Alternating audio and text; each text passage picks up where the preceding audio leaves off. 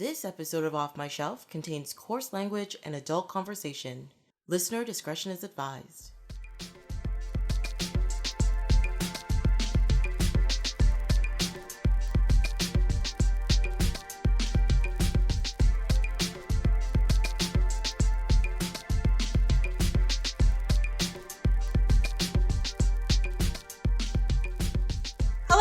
My name is Tracy James and welcome to Off My Shelf, a podcast about movies that are well off my shelf, where I go through my DVDs and talk about the movies in my collection. In this episode, Erika joins me in talking about two quirky and satirical films about the school experience with Rushmore and Saved. Welcome! Hi! Why are you laughing at me? Well, because during your whole intro, I was thinking about how usually you record silence so that you can edit things out, and you didn't do that, but I didn't want to interrupt you. Oh, that's right. I gotta have room tone. Yeah. So I usually get that when we're Googling something. It's fine. Oh, okay, yeah. Cool. Yeah, I figured this out. Process update, wasn't informed. I figured this out much later than I'd like to admit, because half of I edit these down, but half of it is usually like just a bunch of like tip-a-tapping and go, what is it? I don't, what? And then I have to cut that out. Yeah. So I have to remember not to cut that out because then people are going to be like, what? It'll be fine. Oh, yeah, okay. Yeah. That's it. Cool. Yeah. Cool. So, how's it going? Fine. Good. I worked from home. We already I'm getting a fridge. I watched 2 movies tonight because I can't read a calendar still. But you picked the date. I know, but I feel like my calendar still was showing me March for some reason. Yeah, so then it would have been last week. No. I thought it was next week. Okay. I don't know how, but I looked at my calendar this week. And I was like, oh, cool beans, podcast next week. Oh, yeah, because last night I told Tim, I was like, yeah, filming podcast next week. And he was like, what are you filming? And then he found where I could watch them. And then you texted me at noon. And I was like, I'm glad, because I was watching Saved last night. And I was like, I should text Erika about this. I'm like, oh, no, she's on it. She picked the day. She knows. She's got it. It's fine. It. That's why I messaged you today, because I was like, what time I think I told her 7. What time should I be home? Be home at 6:15. Yeah, that's enough time. Make sure she's coming over. Blah, blah, blah. And I was like, okay. I think I need to go back to the olden times and have a paper calendar. Just stuck on the wall. Yeah. I get that. But I just set up a bunch of messages. So if I have a podcast, I have a notification 2 days before. Oh, okay. And then 2 hours before, and then an hour before. So I have enough time to watch the movies. That's fair. Just in case. You should update it so that it says, you should text your co-host. I know I should. I'm just a week and a half before, usually I'm just email. They're they said yes, and then I ignore it. It's also because we talked about this 3 weeks ago, didn't we? Yeah, it's been a while. Yeah. Yes. Yeah. So, yeah, I'm doing this thing now where I record episodes early, so I'm not rushing as much. No, but I mean, we talked about the recording time 3 weeks ago. Yes. Yeah. I don't know. I just assumed you'd put it in your calendar. Too. You invited me. I know. So I didn't put anything in my calendar. Because you sent me an invite. Yeah. Yeah, so I didn't put anything in my calendar. You're killing me. Yeah. Absolutely killing me. In the back of an Uber, we made plans. We did. It's a good time. Hi, kitty cat. Sorry, that's my sweater. This is what happens when you visit in person. You get to hang out with a kitty cat. Should I move my sweater? No, he's just gonna sniff it. Okay. Yeah, he's good. Smells like cat because Martin demanded sitting on me today. Mm-hmm. Oh, meow. Yeah, so how was your school experience? Right, they can't see my face. She made a face. Yeah. It was fine. Nothing bad really happened. I wasn't a popular kid, but I wasn't part of the nerd uncool group. Okay. I did get bullied a bit in grade 9 because I was 5'9", and the guy that bullied me was 5'2". Yeah. Yeah, that's usually when the girls hit their growth spout before the guys do, and then, they feel threatened. I've been this height since I was 12. Yeah. So I was the tallest kid every grade. I was used to it. It was fine. Yeah. Do not touch my butt. Sorry. But a teacher threw a desk at him, so that got dealt with. Okay. I'm sorry. What? Actually, that was in grade 10. Because I really stopped caring about it. I was very much one of the kids that got bullied and was like, whatever. Like, okay. And it made him do it worse. And so instead of just picking on me and like yelling things at me while walking home from school, he started doing it in class. And one of the teachers caught on and told him to stop. And he just did it again. And the teacher just picked a desk up and just like chucked it across the room at him. And then sent the kid to the principal's office. I'm assuming it's not one of those desks with the chairs attached to it. Yeah.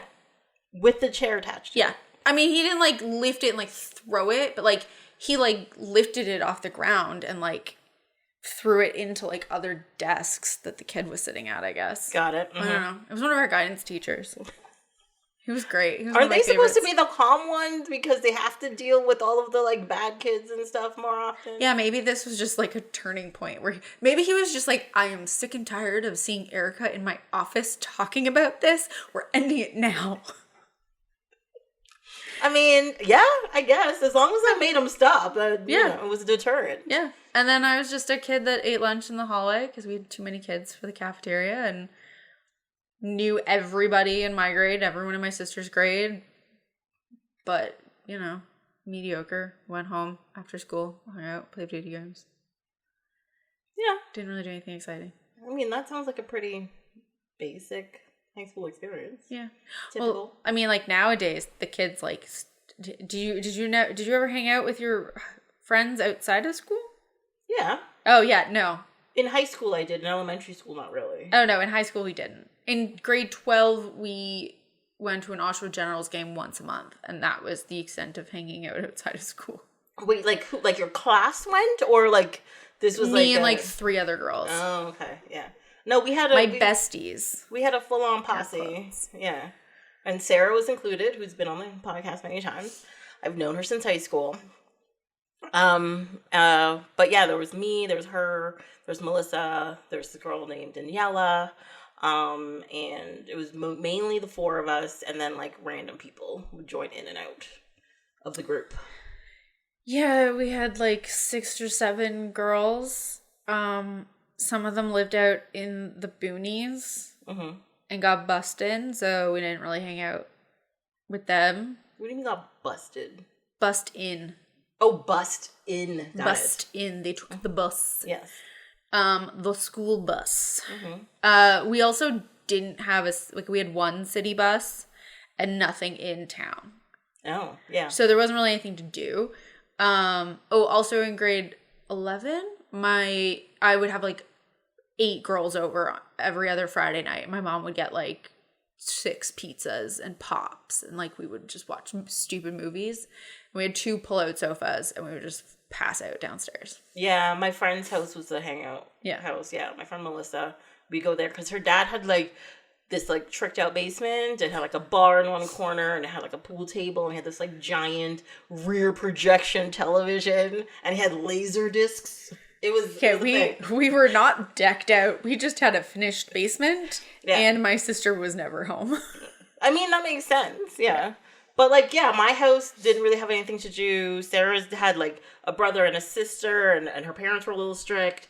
But Melissa, her parents were like, yeah, come over, hang out in the basement, blah, blah, blah, blah. But there were also, because we were in Brampton, and, there's not really anything to do in Brampton. So we did a lot of like walking in the park. I don't know. Maybe we didn't do that. I heard of forest parties, but I was never invited to a forest party, so I never went to them. Mm-hmm. I know after the first musical, the opening night of the musical, the band kids all went to someone's farm and got wasted. Because I then became friends with one of the band flute players. Flautist? A flautist? A flautist, thank you. So I know that the band did forced parties as well, but nothing scandalous to me. I mean, I was a very good girl in my school days. Yeah. Despite going, I mean, I went to Catholic school. I was just gonna say that. Oh no, like I was very good. Everybody else was pretty bad. Like, it was a whole thing.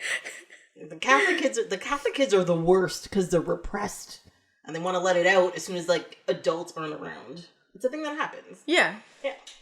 I mean, I'm a minister's daughter, so I understand the expectations that were put on me from other kids.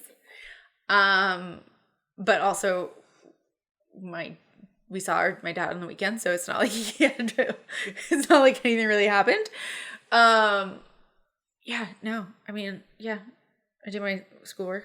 I got mediocre grades. Yeah. I had to go back a year because the school let me drop a class, and they were looking at the wrong kids chart, and so then I was short credit. So I had to go back. Horrible. Yeah. So I had to go back. Didn't get into film school because of that. Thanks, Curtis. Yeah, I graduated high school with 6 extra credits. Yeah, you were one of those. Yeah, it was sort of accidental, but kind of on purpose. I don't know. But they were all, even me now thinking about it, I'm just like, why didn't you just take bird courses like the last semester you were there? Like, it would have been fine. What did I take? Why did you even take courses if you had enough? Because I still had to finish the year in school. Okay, we have a different system where, like, if you have enough credits, you can graduate early. Well, I graduated high school before you, and we had to do OACs to go to university. Oh, right. Yes. You're part of that group. Yes. So, yeah, my last year of school, I took, my bird courses was gym and art. All of my other courses was computer sciences, physics, calculus, and what was the other one? Chemistry? I want to say chemistry. All advanced courses. And I was like, you could have just done easy things. Yeah. But no. Yeah. I wasn't allowed. I wanted to take, because I was the academic applied years. Mm-hmm. So we didn't have advanced. We had academic. And academic was university and applied was college. And I wanted to take applied, but I was not allowed. I even signed up for applied French because I was like, I don't care. I'm never taking French again. I'm just going to take the easy one. My mom called a week before school and made them switch it. Really? I was not allowed applied courses. In the end, went to college. Yeah. Could have had better grades. Yeah. But no. Yeah. I was also not allowed. Yeah. I think if I took any basic courses or whatever, my parents would have been like, you're not basic. Go back. Yeah. Fix this. Yeah. Like, no. I wanted to take art in grade 10. Wasn't allowed. Really? Why? Because I had to take something else. And then because I didn't, my mom. And then because I didn't take it in grade 10, I can't take it in grade 11. Oh, I took art courses right through high school. I loved it. I wanted to, but my mom was like, that's not going to get you anywhere. You need to take a different course. It helps you think creatively and out of the box and stuff. You're fighting the wrong person. I'm sorry. I wanted to take them. I became best friends with the art teacher's son. Yeah. To get in. Like, hey, can I just hang out in the back while you guys paint? That'd be cool. Yeah. Can I just hang out in the art room and like use your stuff? Please. It's just like, shouldn't you be in like chemistry? Yeah. So it's fine. I know what covalent bonds are. It's okay. No. Chemistry clicked the day after exams. I still passed. That's good. I still passed. I feel like a lot of marks I got in high school were because I tried. Like I failed grade 9 French. But they passed me. They gave me a 52. And asked me to never take it again. And essentially it was because I tried. They'd ask a question, I put my hand up, totally wrong. Yeah. So far away from the correct answer. But they were like, just pass her. Just pass her. She didn't fail because she just sat and did nothing. Just pass her. Yeah. She tried. She was listening. Didn't fully get it, but was like present. Yeah. You know. And yeah. is never going to take it again anyways. Yeah. It's not like I wanted to go into French teaching. Exactly, right? The only class I almost failed was actually an art class. And it was because my teacher was an asshole. Oh. Yeah. It was one of those things where it was like the end of the year project. And she had just shown us this technique about like, you know, so we had to do like a bust, like a person's head. She refused to let us do anything besides like a realistic thing. Even though she showed us like other schools she'd been to in art that they had done. And like they had done like aliens and stuff. And like, no, That's cool. This student was allowed to do it because they had real potential. And I was like, so you're telling us we're shitty. Yeah. Okay, thanks. And then, so what you had to do is you make the bust out of clay, then you do a cast of it, and then, you know, you do like the clay, you pour the clay in. Yeah. I don't know, there is two different types of clay. Like, there's the soft molding clay, and then there's like the stuff that hardens that make concrete? Porcelain out of kind of thing, that kind of stuff. Okay. And so what happened was, like, so I made the bust, I did the cast, and because of a fight, I got kicked out of school that weekend, whatever. But she was a good student. I was a good student. She was good. I was only kicked out once, okay? This all just happened at the same time. I was never kicked out and never expelled. I got detention once, and that's only because I skipped class 5 days in a row because nobody told me that, 4 days in a row because nobody told me that we had the Friday off, so I got caught. There was one class I went 1 day a week. The teacher and I had an agreement. I went 1 day a week. I did all the work. I got like a 92 in it.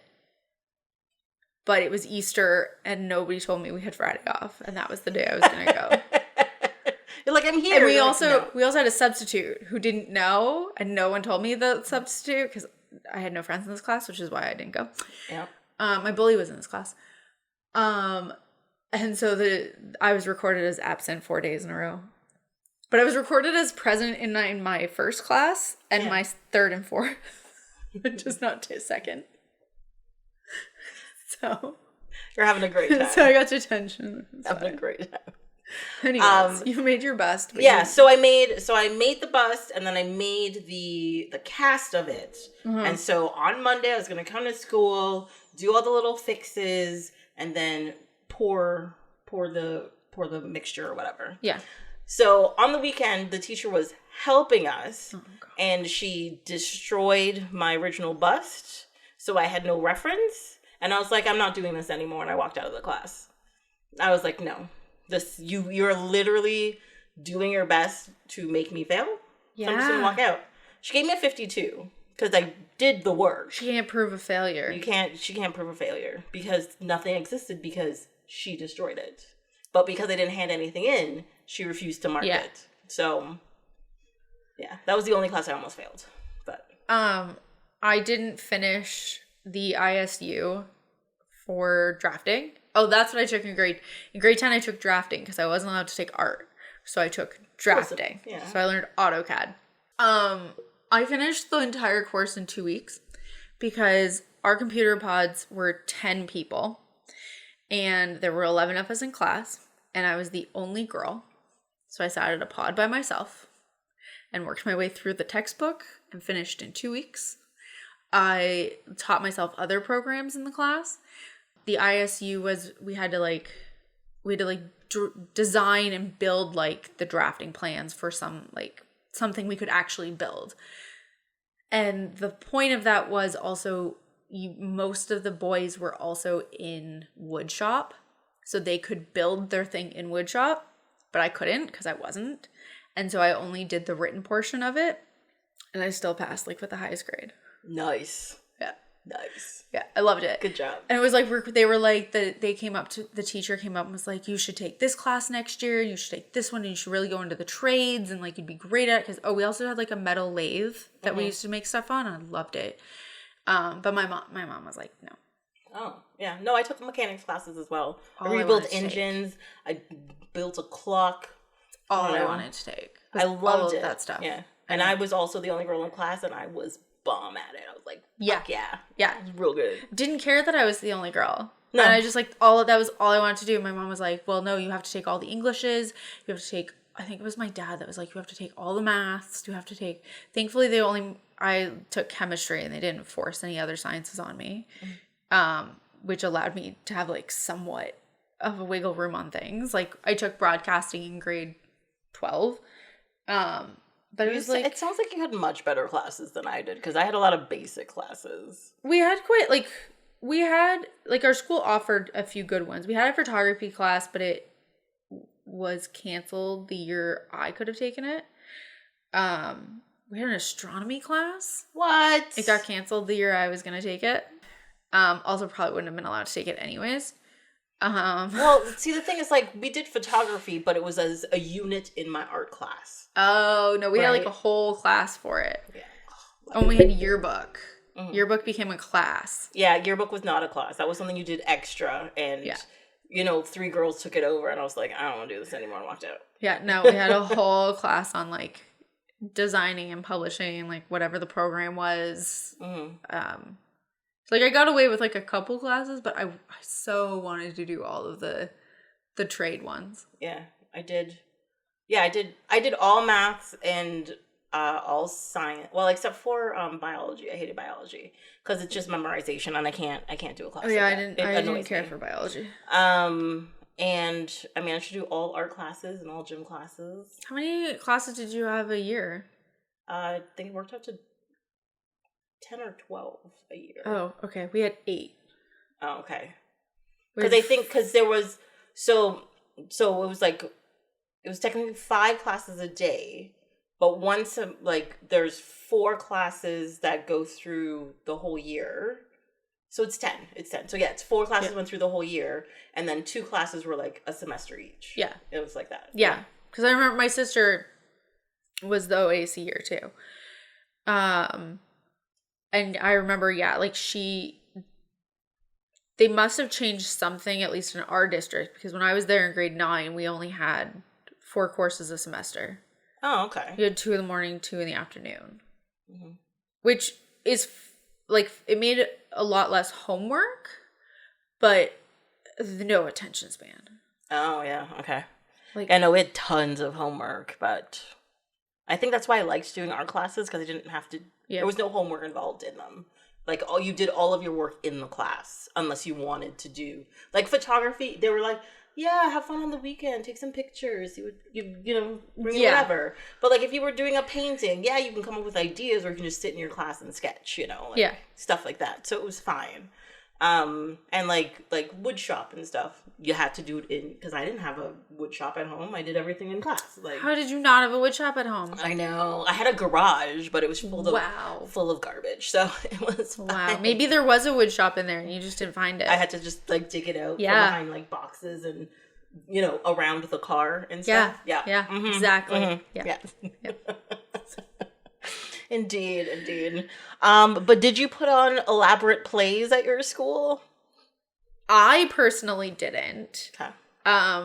But there was a play put on every other year. Mm-hmm. I think it was, because there was something else that happened the opposite year. There was, like, a zombie prom was one my sister was in when I wasn't in high school yet.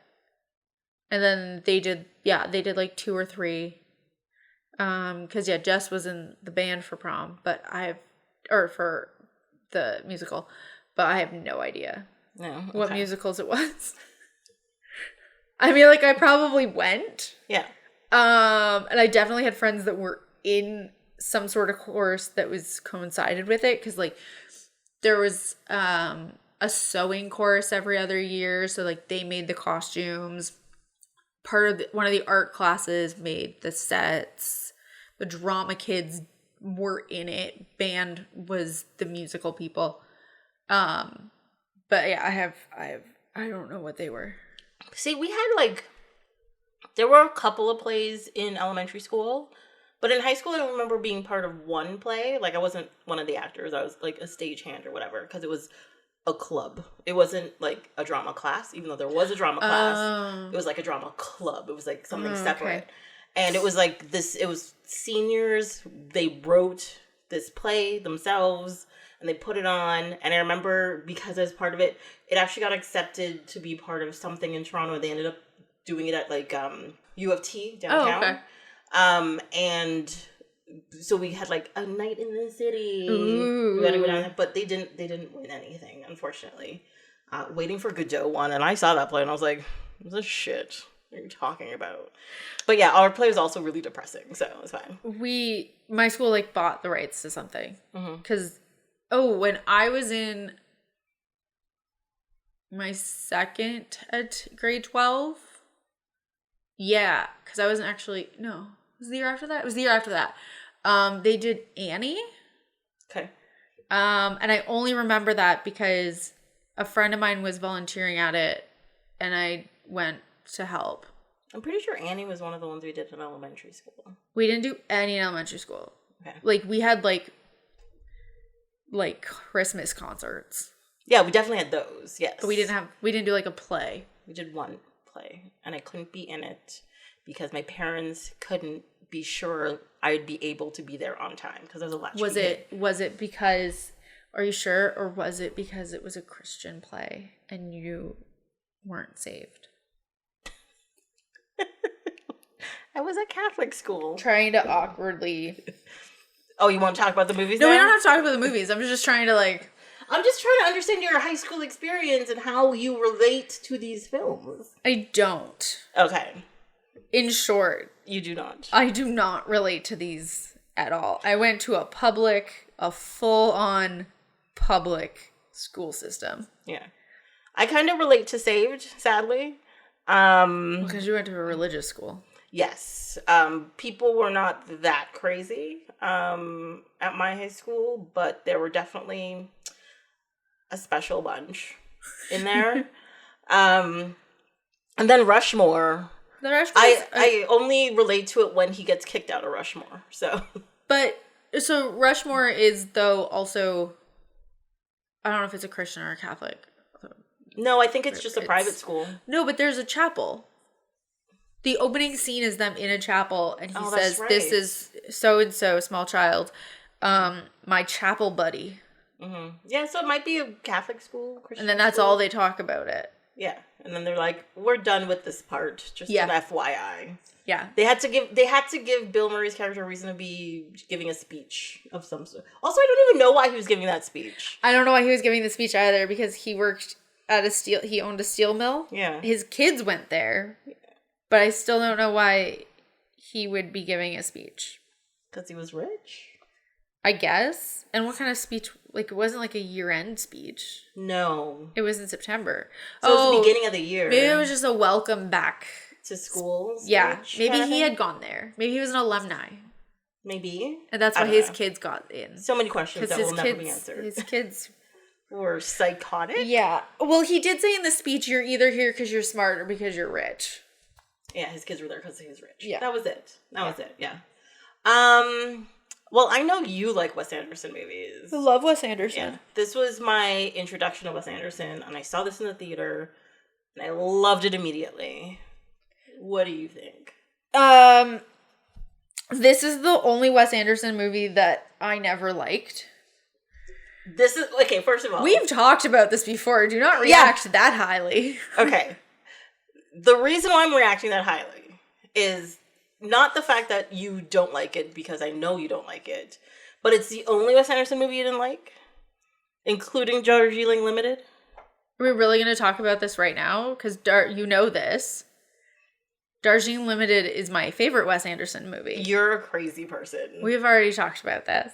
Our listeners haven't heard this conversation. Well, it is my favorite. That I quite enjoy it. I also really like train travel though, so maybe that adds to it. I like it. I don't dislike Rushmore anymore. I don't remember when it came out. 1998. Yeah, so I was in elementary school. So it's kind of understanding that even if I saw it a year later, that I kind of was just like, this is stupid. Yeah, that makes sense, yeah. And then I never watched it again. Because I don't own it. It never really like popped up on you should watch this next streaming service. Really? Yeah. Oh, okay. It's never been advertised to be something to watch. But as a person who likes Wes Anderson, I would think it would pop up every once in a while. No, because it's always like Life Aquatic, Grand Budapest Hotel, Moonrise Kingdom, and I'm like, yeah, okay. Yeah, those are all the new ones. That one. Yeah, he's like they're not pushing the old stuff. No, like, Bottle Rocket never comes up either. Yeah, no, it's fine. I can see his style in this movie. Mm-hmm. It is different than his newer ones, but like again, that was one of his first, wasn't it? So yeah, it's his second movie. Yeah, so you can tell he's still figuring it out. Oh. Owen Wilson co-wrote it. Yes, he did. I did not know he actually co-wrote. I think it's Life Aquatic. I think he co-wrote. He co-wrote another one of them. I own that one. Yeah, I own that one too. Oh. Yeah, no, we were talking about 2 weeks ago, 2 episodes ago, I was talking about the Royal Tenenbaums. Oh, okay. So I got into this whole discussion about how, like this early in his career, you get the idea of Wes Anderson, but he's not, like, Wes Anderson yet. No. He doesn't hit it until, I would say, Life Aquatic. I was going to say Life Aquatic. You get that, like, continuous visual style and that, you know. But, like, the way... like, the dialogue seems slightly smoother and more, quote-unquote, normal, you know, compared to, like, his very specified way of speaking and setting up the camera. Yeah. There's a lot more, I find there's a lot more camera movement in it, because I find in his other movies, there's a lot of just, like, setting a scene and stuff happens in the scene. Or, like, the character is what's walking, and the camera's just still. The camera's just still. Yeah. That kind of thing. Whereas this, like, movies like this, the camera's coming in and out of people's faces and moving around them, and it looks like it's on somebody's shoulder, you know? It's moving in corners. It turns. Yes. In his newer movies, the camera doesn't necessarily turn. It pans, but in a straight line. Yes. There's never like I'm doing things with my hands because I don't know how to describe the turn. I get it. Yes. Yeah, okay. It doesn't go around things. Yeah. Mm-hmm. Yeah. It just shows, and I don't know. Yes, I do. I understand. Okay, cool. But I think people who watch Wes Anderson and like Wes Anderson understand. Okay. But yeah, no, like this, you feel the Wes Anderson-ness, but it's not quite. He's still figuring it out. Yeah, yeah, and I like it. Like he clearly has an eye, and this is why he keeps getting money to make his visions real, because it's there. Yeah, you can see it. Yeah, yeah. Mm-hmm. That kid would. Can I swear on this? Yes. He would really fucking annoy me if I went to school with him. But wasn't there always a kid like that in, like, every high school? Like, a kid who was just, like, a overachiever, who was just, like, in everything and in everybody's face, and everything has to happen? I can picture her. I do not remember what her name was, but I do remember lots of, like, eye rolling and, like, oh my God, do you have to answer this again? Oh, she got made fun of in grade 9 pajama day because she wore all white. She wore all white pajamas. She wore all white pajamas, and the boys made fun of her, and she went home crying. Do not remember her name, but I remember that. But why did they make fun of her? Because it was all white pajamas. Because they could see her bra. Oh my God. Yes. That's right. I forget how childish children can be. Yes. Yes. Do not remember her name. Mm-hmm. But I fully remember that, and I remember her, like, saying things in class, and me just like, oh my God, just shut up. Yeah. But as long as you weren't actually mean to her, just, like, silently. Oh, I just never talked to her. Yeah, that makes sense. But you weren't mean. No, I wasn't mean to anybody. That's good. Yes. I don't think I was mean to people. I think I was very blasé, I want to say. I think I broke a kid's finger. Oh, if people came at grade me. 11. I remember in grade 9, you know, because, like, the seniors attacked the Niners and whatever. Yeah. And a thing in my school, it was, like, they'd come up to you and you'd tie their shoelace and they'd throw you in a garbage can. And one time, they came up to me, they're like, tie my shoelace. And I was like, no. And I walked away, and they're like, yeah, okay. And then they never bothered me again. And I was like, this is all I need. I don't need any of that. We did not have that. But we definitely had our hallways, because we were double populated, like we had too many kids in the school. Yeah. So if you stopped in the middle of the hallway, you were pushed to the side into a locker. Yeah. Like a closed locker. And I pushed a kid into the locker, and I'm pretty sure he got his finger caught. And then I found out like years later when I ran into him, and he just was like, "Oh, you." I was like, "Oh, hey. I remember you. What's up? What's going on?" Love it. Yeah. Yeah. And like he knew who I was when it happened, because he was friends with someone's friend. Like I was friends with his friend's sibling. Mm-hmm. So like he knew who I was, so he could have gotten me in trouble, but he didn't. But yeah, we didn't have any like hazing as you would call it. Yeah. Well, the thing, so my high school experience was kind of weird. So I had moved to Brampton, and so I went to this school that was in this shitty old building that was like it was 2 levels and everything, but it was like an old building. Well, old for North America, so it's from like the 60s. Yeah. And it was technically a holding school, and like the school was just rammed with kids, right? But they were in the process of building a new school. Right. So grade 9 happens. Go there. It's packed. It's rammed with people. Then the new school was finished that year. And if you lived in outside a certain circle, you got to go to the new school. Right? I was inside the circle, so I had to stay at that building. School.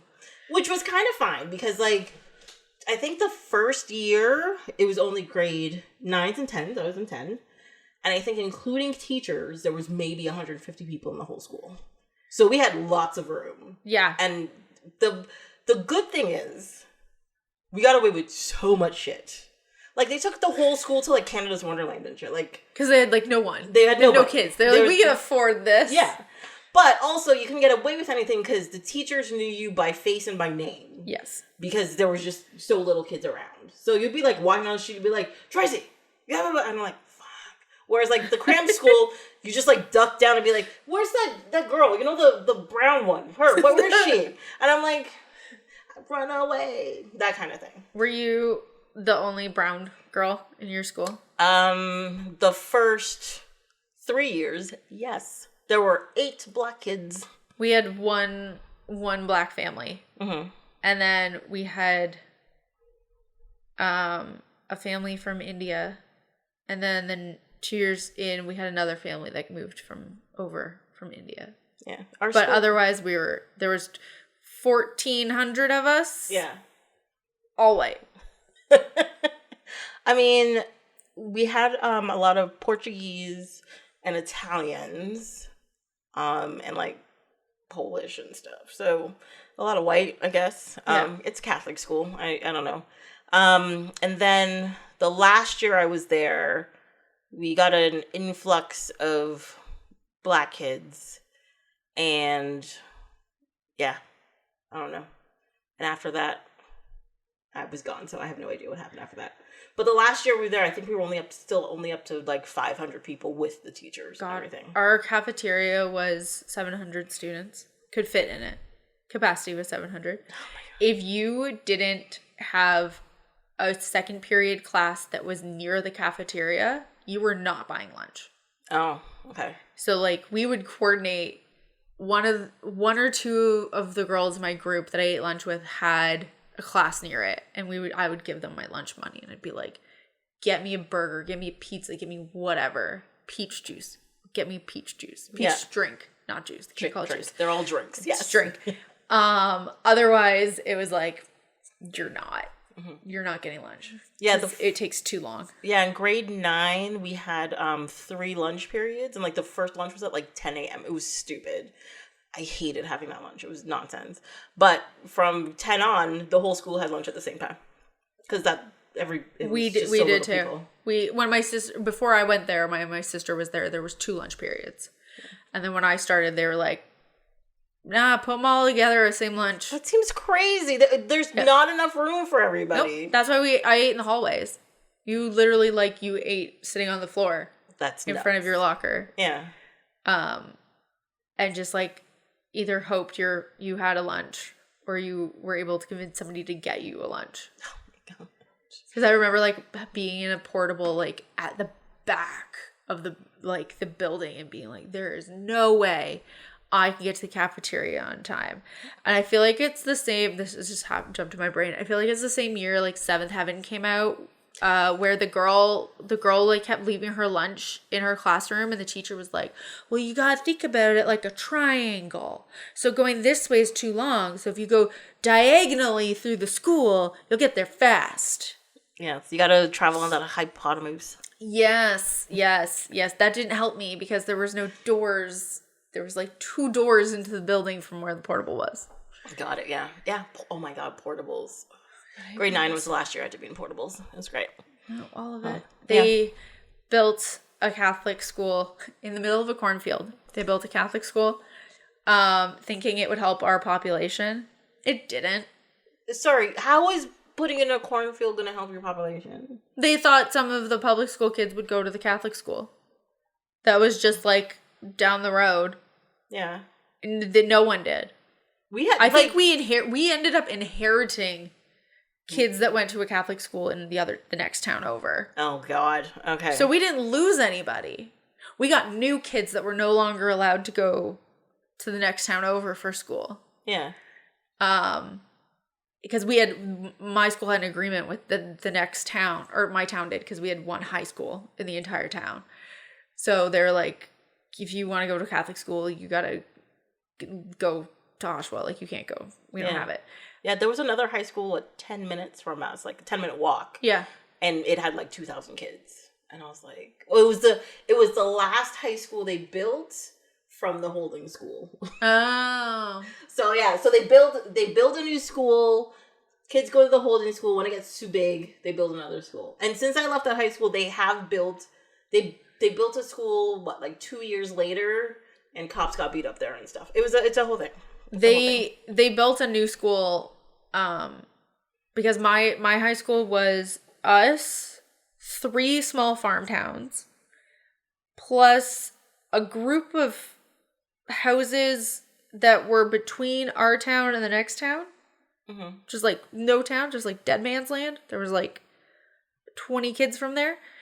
And so then they built a new school behind the movies in Dead Man area.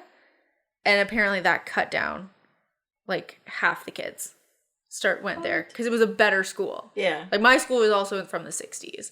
And so that was a brand new 2005 built school. Yeah. Like, so most of the kids went there, and I went past my old school a couple weeks ago, actually. And there's no portables. They're going to send grade 7 and grade 8 to it, along with 9, 10, 11, and 12. That seems crazy. Yeah, because there's too many elementary schools, and there's not enough space for grade 7 and 8s. But grade 7 and 8 is part of elementary school. That seems crazy. They didn't build enough rooms. That seems nuts. Nuts. Yeah. But also that brings up a question. What grades are in Rushmore? Because they seem to have like from kindergarten to like high school. Like, that's what it is. It's there's one in the city somewhere where it is kindergarten to grade 12. That seems crazy to me. And there's probably like 500 kids max. Like that the grade 1 classroom that you see, that's probably the only grade 1 class. Yeah, probably. I mean, yeah, I guess that makes sense. Because especially if you're doing that many grades, you can't have a ridiculous amount of people together. Yeah. Yeah. And like based on, I mean, maybe they rotate chapel, but like based on the first scene, it was a pretty big chapel. Yeah, but based on it, like I wouldn't think that there'd be like 2 or 3 classes per grade. Yeah, like maybe high school they expect more, but there is like a few private schools that they take that's like all grades, and you go there all grade. Because didn't he say he started there in like grade 2 or grade 3? Well, he wrote a 1-act play in grade 2 and got accepted into the school. Yeah, so he'd been going there since grade 2. No, I would think it'd be grade 3 or grade 4 or something like that. I don't know. but like early. Yeah. So he'd been there a while. Because I don't know, I hadn't watched this movie in a while, and for some reason I thought he'd only been there for like a year and just got obsessed with it, but I was like, no, he'd been there like a long time. Yeah. What I didn't understand was when you find out that he's been on an academic scholarship that entire time, yet he's not doing well in any class. Well, I think it has to do, it seems to be at the discretion of the faculty. Yeah. Right? Like, if you're a shitty student because you're a shitty person and you're not doing the work, you're not doing anything, fine. But he clearly goes to school and participates and does too many extracurriculars, so then his grades are bad. And they're just like, look, you're here, you're doing stuff, just do your homework. And but, he's like, yeah. But, yeah, so, like, because I watched it tonight. It's fresh in my brain. In the beginning scene, the principal's talking to Bill Murray after the speech. And Bill Murray's like, I like that kid. That's a good kid. And the principal goes, he's the worst student we have. Yeah. And it's just like, oh, okay. And then it cuts into the montage of all of the programs he's in and like the president of and the founder of and all of the things. And you're just, I literally wrote down and I was like, how is he getting good grades and passing? And then I wrote, oh, he isn't. Yeah. All those classes were like 50, 45, 52. Yeah.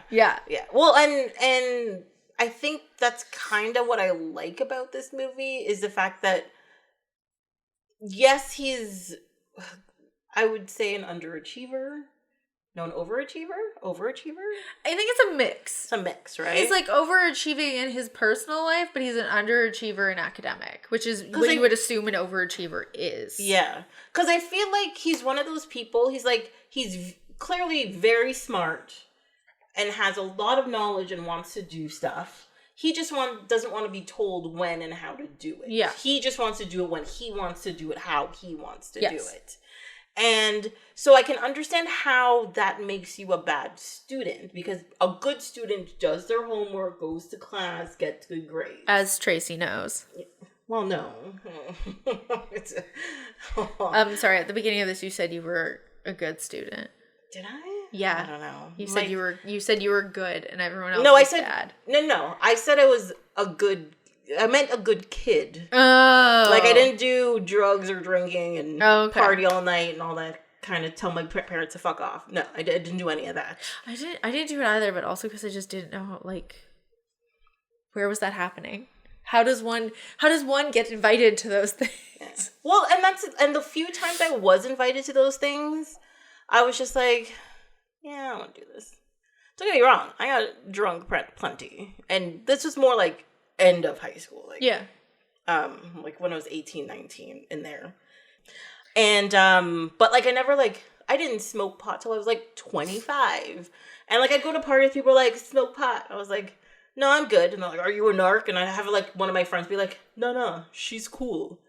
I just didn't care. Like I just didn't care for it. I'll show up. I'll hang out. I just had no need for it or want for it, you know? And then one day I was just like, who cares if I'm good? Forget this nonsense. Give it a try. But yeah, weed's as far as I got. But I was like, I'm good for it. I don't have any interest in going any further than that. Yeah. So I was never, peer pressure in that sense never worked on me. Oh, because I was like, they're like, do the drugs. And I was like, yeah, I'm good, thanks. Oh, you don't want me here because I don't do, I'm like, all right. I'm like, I don't need you. Like, you know, it was one of those things. Yeah. Mm-hmm. Yeah. But you didn't do your homework. Oh, I was really bad at doing homework. I was decent at tests. I participated in class. Uh-huh. That was the thing I did do. I participated in class. But I also didn't do any extracurriculars really. So I don't know why. I just didn't want to. Maybe wasn't allowed to do sports. Because of a grade 9 incident. And then there wasn't really any other extracurriculars because they changed all of our extracurriculars into classes.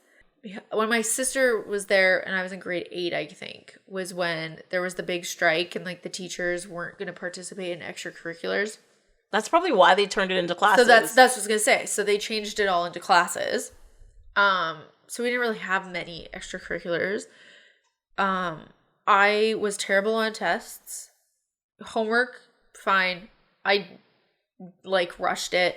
Oh my God, one day, I still remember this, like my friend we did definitions for homework and I forgot. My friend did it in purple pen. Definitions as in like... Here's the word, figure out the definition. Okay. She shows it to the teacher. The teacher marks it. Good job. We scratch her name out. Write my name on top of it. This is purple pen. Mm-hmm. Show it to the teacher, marks off. I did my homework. And we're both sitting there like, how did that work? Yeah. But my teachers knew us. I would have gotten kicked out of class. Be like, what is this? This is not even your handwriting. Get out. Yeah. But yeah, tests I failed, I could not handle. But that's because I was a late diagnosed ADHD kid, and early diagnosed dyslexia, but not put on my paperwork, so no one knew. So I still wrote exams with everybody else until grade 11. I wrote one exam early because I was going to a program in Toronto, and the school board here ends a week before mine did. So I got to write an exam early with like one other kid, and it was like the best test I had ever written. Yeah. And it was all the teachers were like, what happened? I was like, I had a quiet space by myself where I could actually sit and think. Yeah. Thank you. Yeah. And the teacher didn't walk up and down the aisles watching us. He sat at a desk over there and was just like, what up, do your test. That was the thing that always frustrated me. They're like, everybody be quiet and blah, blah, blah, blah. And then they'd stomp around the room, go, look at your paper, blah, blah, blah. And I'm like, you're distracting everybody. Or they like shuffle their papers on their desks and they're like collecting their pens and they're making all these freaking noises. And you're just like, you just told us to shut up. Why are like... We're trying to do a thing. Trying to do a thing. Yeah, my whole thing I had a routine. I hated studying. That's not a thing I did. So that's why I never missed classes, because then I'd know the work. Yeah. Ish. And then right before an exam, I'd sit down with a Mars bar with my book and eat the Mars bar and flip through pages. That was it. That was my study. That was it. Yeah. I remember one time recording myself explaining the stuff, and then I just listened to it on my Walkman, just like as my studying, because I could not focus enough, and so I just like recorded myself saying it, and then I just listened, and I was just like, maybe it will just seep in there. A thing I found really useful was to rewrite your notes. Like if you like wrote notes down, because I had shitty handwriting, right? And then there'd be like something down here, there'd be like an arrow going up here, and blah, blah, blah, blah. And then they'd be so fast and they'd jump all over the place. Yes, that's what they'd be like, remember that thing we talked about, here's some more notes. And you're like, but I don't have space for that. Yeah. Because you didn't say we were going to go back. Yeah. And there was a time before laptops in classrooms, kids. Okay. Oh my God, we had to handwrite everything. And yeah, so then I'd go home. Like there were days where I'd go home, or if we had like a period in class where we can sit, I'd literally just open my book to my notes, get a blank page, organize. I'd be like, put like a 1 here, this 2, 3, so I know where I'm following things on a page, and just rewrite it in a legible way and color code it and whatever. And then that usually helped things stick in. Yeah. Not for me. I would just zone out and just copy it and just not even register. It was just like a letter. I'm like registering a letter at a time. Oh, yeah, no. Yeah, rewriting things always helped. Yeah. Because I'm also like a do person than like a hear. Like if I'm told something, I'll be like, okay, you have to tell me, and then I have to do it. Yes. And then I learn it, right? Because if you just do blah, blah, blah, blah, blah. I'm not talking about, like, walk down the street and turn left. I can remember to do that. I'm talking about, like, like, solving a quadratic equation. And if you just said it out loud to me, I'd be like, makes sense. But then you put it in front of me, and you're like, you have to do this first, and then I do it. I'm like, then you do this next, and then you do this. There's a quadratic equation, though, y equals... XM plus or minus B over... Yeah, it's that thing. Yeah. Okay. You used to know that. Used to know that. Yeah. Because, this like, both of these movies, they spent no time in classes. I was just like, do you guys go to class? They spent time in homeroom. In which one? In Saved. In the Saved, yes. In Saved. Yeah. They all just sat down and the lady was like, let's do a prayer. And they're like, that was it. Yeah, because it was just homeroom. So it was, I guess that's where they just did general attendance for the day. In Rushmore, when he went to the new school... Oh. He introduced himself to the class. Yeah. That's right, yes. Sorry, 2 classrooms. Yeah, and then there's scenes of him in the school, the public school. Yeah. But he's not doing school stuff. He was like fencing and writing a play. Yeah. Yeah. So, I don't know. But yeah. So why you said you like this movie more?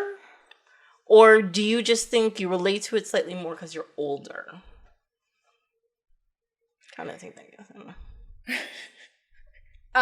I think it definitely is like an age thing. Mm-hmm. Like, I didn't understand how high school students were when I was even in grade 9. I was just like, what? Yeah. What the hell are you doing? What? Grade 9, I feel like it's very much a year you're just like, what? Huh?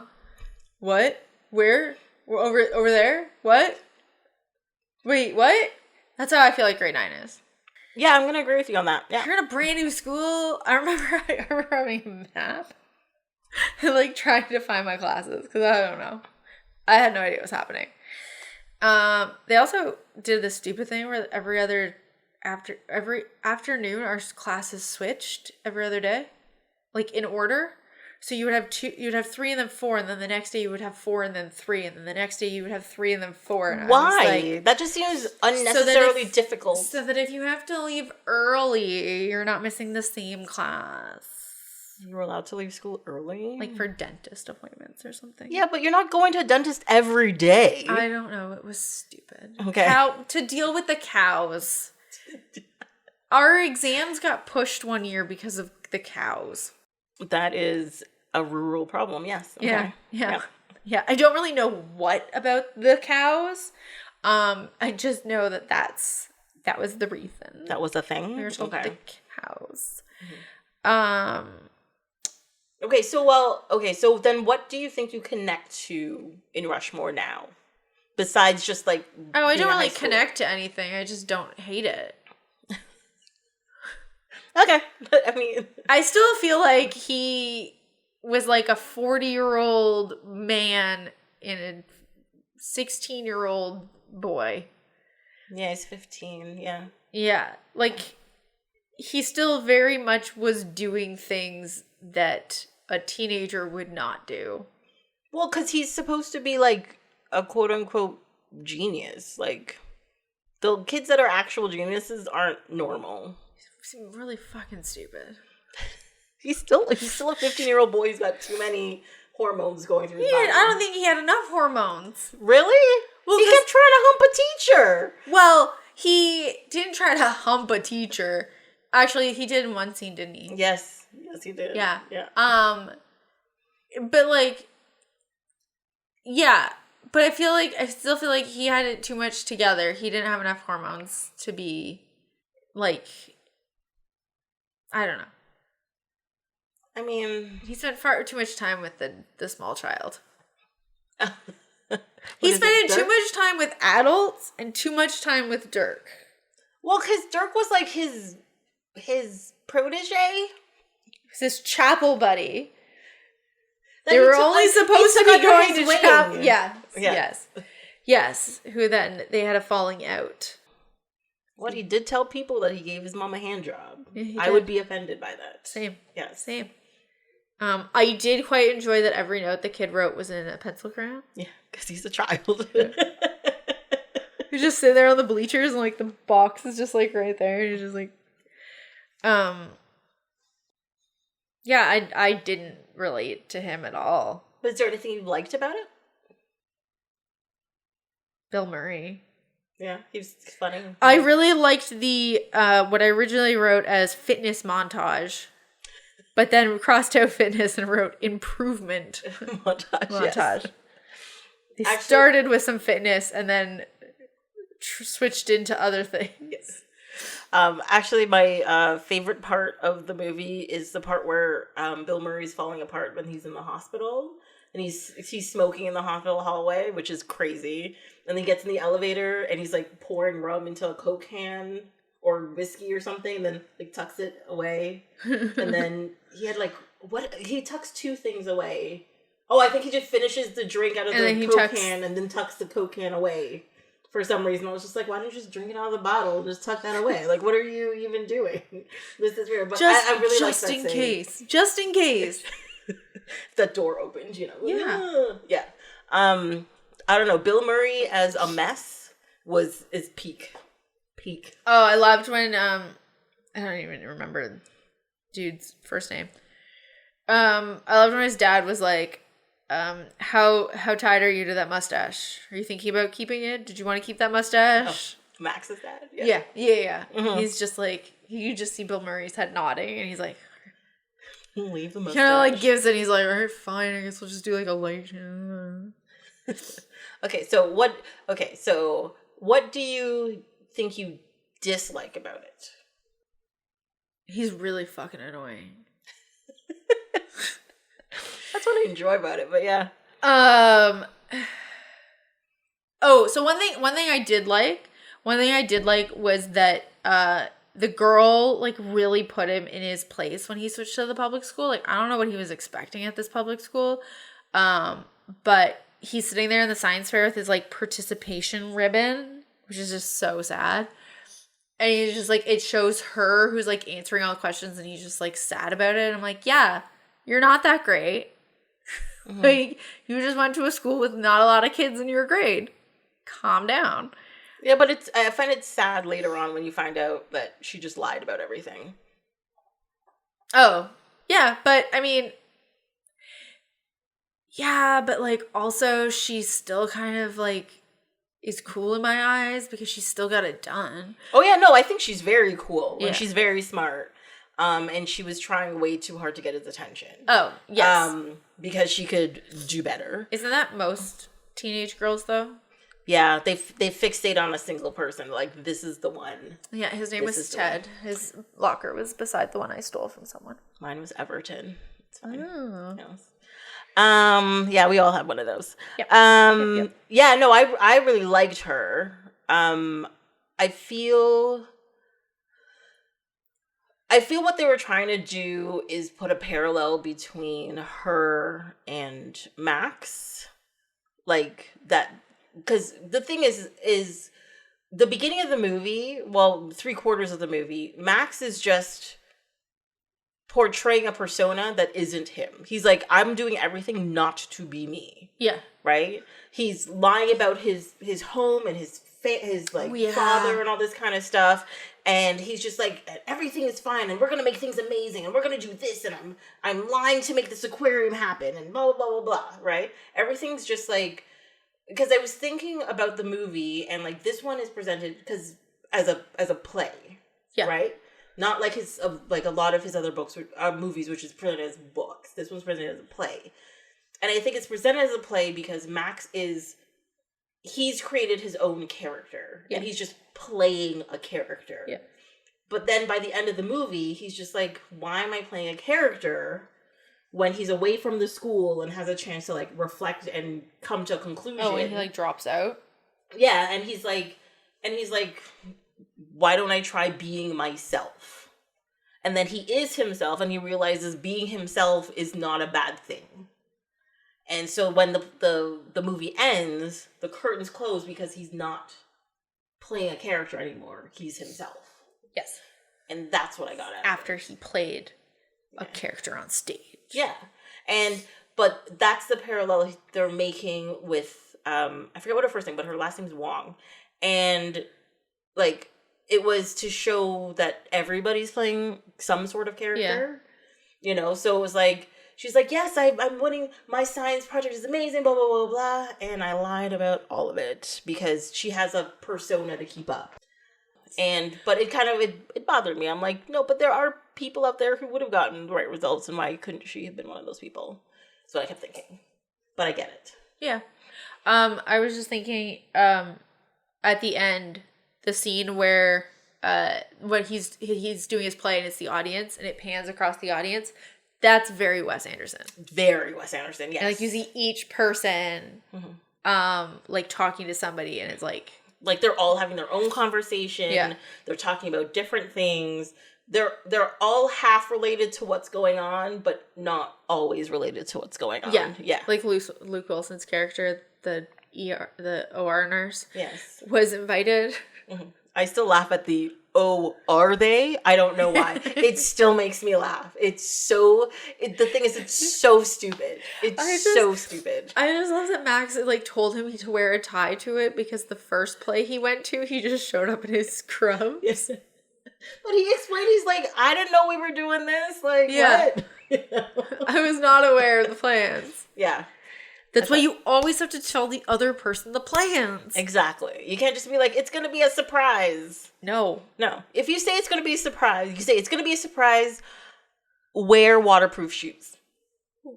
Yeah, like, give me an idea. Yeah. It's going to be a surprise. Make sure you're wearing a full sequin gown. You're like, okay. Like, I do not have enough time to make that. You don't have to make it. You just I can't afford it. You can go to Fabricland, buy a piece of cloth, and just tie it strategically. You'll be fine. It'll be okay. Like toga style, you know what I mean? I feel like I could still stitch that a little bit better. I'll just lie down on it, and you can just trace my silhouette. Yeah. And then just sew up the sides. They fully have dresses like that where you flip the material in half, you cut a hole in the middle, put your head in, and then you just stitch down the side. But they leave the end so it looks all like wavy in the wind while you walk. And they just put but you can also then like belt it. Yeah. Yeah. Mm-hmm. I think it's called what resort wear. Oh, there you go. That's what you know. Yes. But you don't know what animal sleeps 22 hours a day. What was it again? It was a koala. Koala. Sorry, we put sloth. We jumped at sloth. I thought it was sloth or cat, to be honest. I knew it wasn't cat. Yeah. But I was like sloth, and then you were like, yeah. Like put it. We didn't even ask the other three people at the table. We know this. Tippa Chappa. It's Yeah. This is a quality trivia information, guys. So anyways, those are my notes. Those are okay. Yeah, my notes are. This was my first Wes Anderson movie. I did see this movie in the theater. Technically, this was also my first Wes Anderson movie. Mm-hmm. Yeah. Okay. Technically. What do you mean technically? Well, I didn't remember it. I just had feelings of it. Oh, you had like I sat down this movie. Yeah, but I don't remember anything about it. I sat down, I put it on, and like all I remembered was that he's in it, and then I don't really fully care for him, which I know is weird. I love Jason Schwartzman. I know, and it's weird because he's in Darjeeling Limited. He's the best character in the whole thing. But I didn't remember it at all. It was just one of those things where it was like, no, I don't like it. Like we were talking about that actress that I just don't care for, and I don't know why, but like I do not care for her. Alicia Cuthbert? Alicia Cuthbert. Yeah. Was she Public Mechanics for Kids? Yes. Don't care for her. Okay. Do not know why. Couldn't tell you. Yeah, I don't. But don't care for her. It's not that I don't care. Well, I guess I don't care about her. I don't think about her at all. Oh, it's just when she's in something, I'm like, ugh. She's like how I react to the girl from high school. Oh. I'm just like, ugh, you again. Why? If she comes on screen, I don't go, ugh. I'm just like, oh, it's that chick. And yeah, and then I continue to watch. That's, yeah. I get that for like, I don't know, Richard Gere. Interesting. I see that man's face. I'm just like, I love Edward Norton as an actor. Apparently he's an asshole. But as an actor, the movies he's done, great. He does a great job. I have never seen his breakout role in Primal Fear where people are just like, oh my God, he's amazing. Because his counterperson is Richard Gere. And I'm like, is Richard Gere in a lot? He's like, he's in the whole movie. I'm like, is Ed Norton in a lot? He's like, he's in the whole movie. And I'm like, I can't watch this. So you wouldn't like you wouldn't be able to enjoy it if you sat down to watch it. You would not be able to. Yeah, every time he walked into the room, I would just be like, I can't. Oh God, I Like, it would just be horrible. Yeah, that's how I feel when you come over. That was mean. Okay, like really fast. Too. Oh my god! I'm gonna just take this knife and pull it out of my heart for a second. Can you put it in your back? Oh what? Oh wait! Oh ow! Oh that one hurt too. Oh god damn it! Yeah. So I'm really happy both of those people are not in this movie. Yeah, I'm really happy that she's not in either of these movies. Yes, made me very happy. But I enjoyed watching this movie. I enjoyed it. It did not hold my attention span. Oh, really? Oh, it held my attention. Yeah. Played a little Stardew Valley. Parts of it. Tisk. Tisk, I tell you. Sorry. Sorry, not sorry. I feel like I don't like this. But yeah, like, I didn't hate watching it. Like other movies you've made me watch. Okay, that's good. Yeah. It was fine. It was nice. Cool. Yeah, I don't know. I like... So for this one, I have literally 3 lines of notes, and 2 are for Rushmore, and 1 is for Saved. And that's all the notes I have, because I was busy watching both of these movies. I have a few for Saved. Mm-hmm. What do you want to talk about? Well, I just want to say I went to Catholic school, and I know this is a Christian school, but I understood the experience. So, I did not. I went to public, as we've established. But I still feel like I kind of related to them more. Oh, really? Okay. Yeah. Well, so Max, I felt wasn't very like high school, but these were teenagers. Yeah. Okay. Yeah. Dealing with their teenage times. Yeah. Yeah. No, I get that. Yes. Yeah. Mm-hmm. Mm-hmm. I did quite enjoy that the exclamation mark in the opening was a cross. Yes. That was very nice. That was very cool. When they're like waiting for her boyfriend to come out and he doesn't come out to the car for school for the first day. I love how she like goes up to knock and then the mom's like, "We thought you should know." Yeah. But like they didn't tell her or like reach out to let her know. They waited for her to come to the door to knock to ask if he was coming. Well, no, because they found out that morning. No, I know. And they sent him off that morning. But I still think it's weird to say, "We thought you should know," but you didn't, like, they didn't reach out at all? Maybe they were trying to figure out themselves. Yeah, but then you wouldn't say, "We thought you should know." It would be like, "Hey, cool, bye."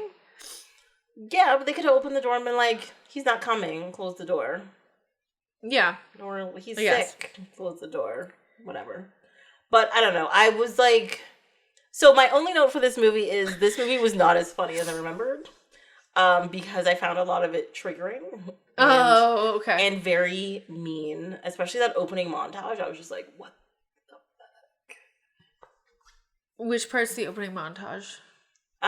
Where she talks about how school was ending and she had the best boyfriend and she was like part of like, what is it, the something angels or whatever? And they protest at Planned Parenthood and stuff. Did I write it down? Oh, no, I just wrote they're also a band. Oh. And then, like, 7 dots. Yeah. And then they call her brother in a wheelchair the R word, like, 3 times. Yeah. And all that stuff. And I was just like, I don't like this. Yeah. Yeah. No. I am not a prudish or touchy person. And usually I can handle this stuff, but I find the way they crammed it together in this and then went through the whole, like, I will stop him from being gay thing.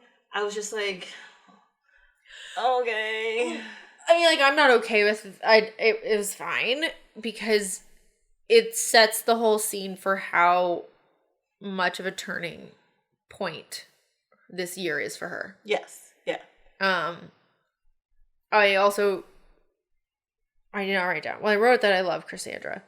I feel like, though, when she became Cassandra's friend, she became more herself. Yeah, because she wasn't being judged all the time. Yeah. She was allowed to be whatever. Yeah. Yeah. And actually watching this, I was like, I had made a comment to another friend a while ago about this. Like, people who I have met, I'm not talking about everybody, who are like, oh, I'm religious and I'm spiritual. Like, people who do like a lot of meditation and yoga and stuff. I find they're the ones who are usually the meanest people to you. Yeah. Because they overly judge you by some standard that they believe is the correct standard. And if you do not meet that standard, you're a failure and you're pathetic. And those people are just mean. Yeah. And that was also a triggering point of this movie where it's just like, I've met you people. We had Mandy Moore at my school as well. Yeah? Yeah. Yeah. They're the worst. Her house caught on fire and like fully burnt down, and it was God's will. Don't know how, but yes. Okay. I did like that the school was called American Eagle. Yeah. I was like, so can I get t-shirts there? Is that fine? Cool. I think that's one of the things I was wondering if it was a play off of the clothing store, because the clothing store was around since the 70s. I googled it before I came. You did more work than I did. Good job. And oh yeah, I have another thing here that I googled. But that's what I was wondering, like, is it a play off of that, or do they just pick American Eagle somehow? It didn't say. No, I just googled when the store was open. I didn't Google if they were related. I didn't want to distract myself too much from watching the movie. Yeah, no, that happens. Because then you just get lost in like, oh my God, what's this? And you fall into like a deep hole of some sort. Yes. Let's see if there's anything in the trivia. Your internet doing a thing? Yeah, it seems like it. Okay. So let's stop you. Let's try this again. There you go. Control find. What? I don't want to rate you. Oh. Rate me. No, there's no eagle on this page, so they don't talk about the high school. Nope. Okay. Oh well. That was as far as I was gonna go. Oh. You don't want to like go to Google and ask it? What's that face? The Hebrew writing on Cassandra's necklace that's visible at the food court scene just says Cassandra in Hebrew. Cool.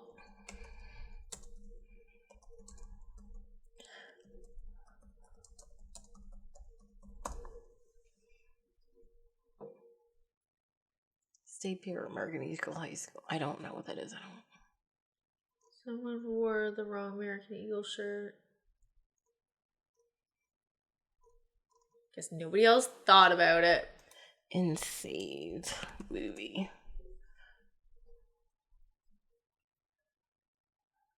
The Wikipedia. Let's check the wiki then.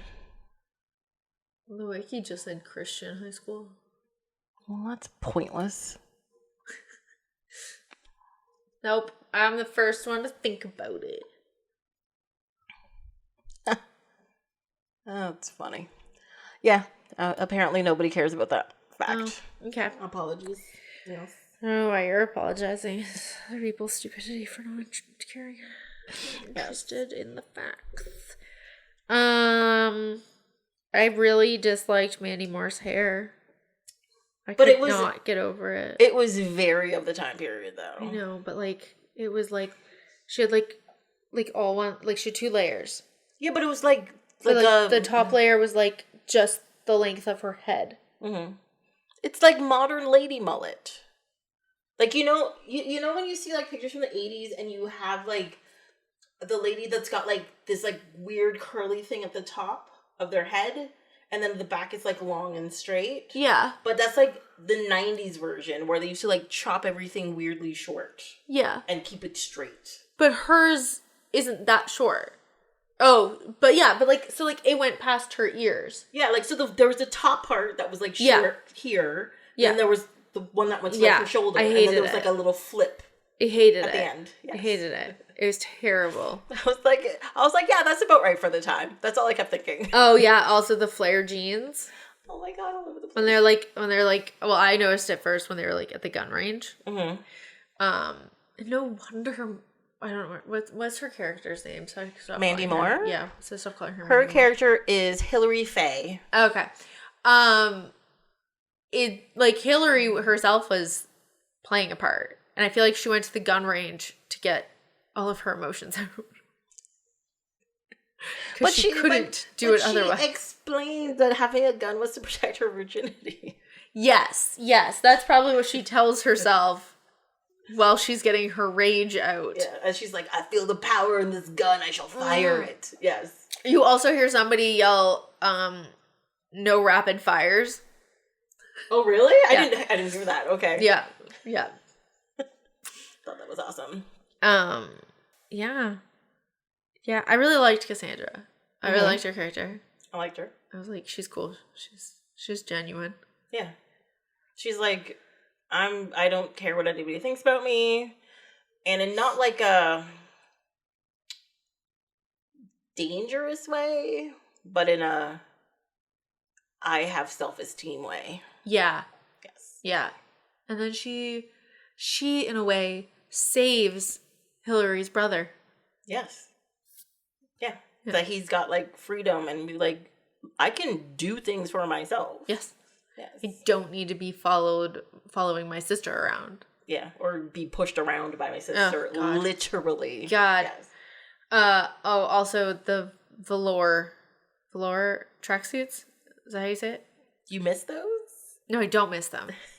I never had the pleasure of owning one. I did not own one. My sister owned one. I had friends who owned them, and then you'd pet them when you met them. Like, hi. Hello. There was no petting in this movie. There was a type of petting, but it's okay. I feel like they skipped that. They were making out first. Heavy petting. Oh, yeah, okay. Were they making out or did they just kiss?